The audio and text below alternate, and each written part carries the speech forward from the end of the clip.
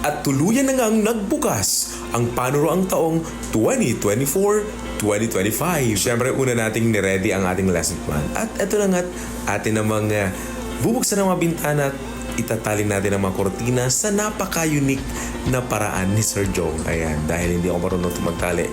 Ganyan muna. Ang importante, papasok ang hangin sa loob ng aming silid-aralan nang mabawasan ng init. Eto pa, syempre, bilang guro, dapat tayo ang mauna kesa sa mga estudyante. Kaya inunahan ko sila at para maihanda ko ang kanilang silid-aralan.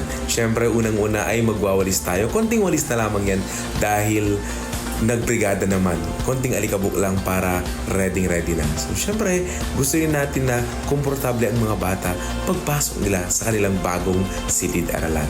So, bilang guro, bilang tatay, bilang kuya ng aking mga estudyante, gagampanan ko ang tungkulin ko ng buong puso. Kaya't samahan niyo kami sa pagbubukas ng panibagong kabanata